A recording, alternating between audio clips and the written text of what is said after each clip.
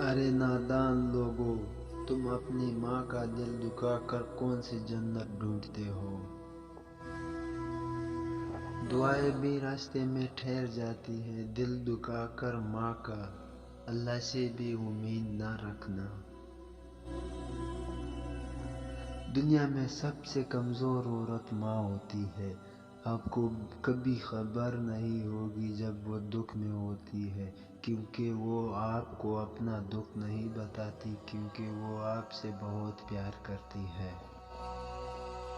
استاد نے مذاق میں کہا، کوئی ہے جو جنت سے مٹی لا سکے؟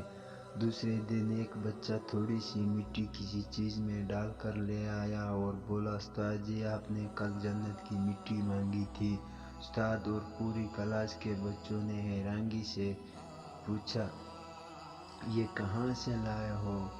اس نے عشق اور محبت کے بھرپور لہجے میں کہا کہ ماں کے قدموں کے نیچے۔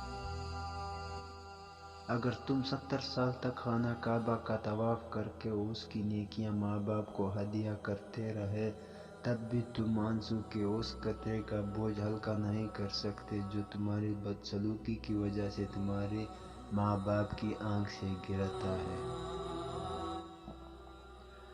جلا کے پھینک دو ان ڈگریوں کو جو تمہیں تمہارے والدین سے دور لے جائے۔ آج کل ہم آدھے رشتے اس لیے نبھاتے ہیں کہ کام پڑ سکتا ہے۔ آپ غلطیاں نہیں کریں گے تو پتہ کیسے چلے گا کہ کون آپ کے گرنے کا انتظار کر رہا ہے؟ بال سفید کرنے میں زندگی نکل جاتی ہے، کالے تو آدھے گھنٹے میں ہو جاتے ہیں۔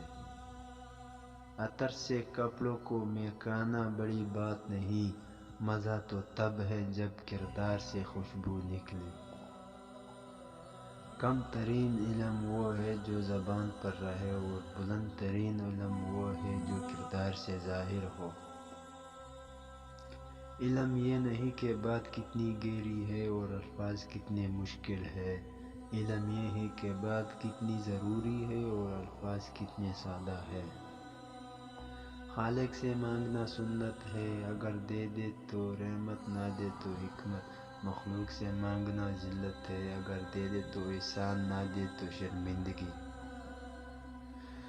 دنیا تمہیں اس وقت تک نہیں ہرا سکتی جب تک تم خود سے ہار نہ جاؤ۔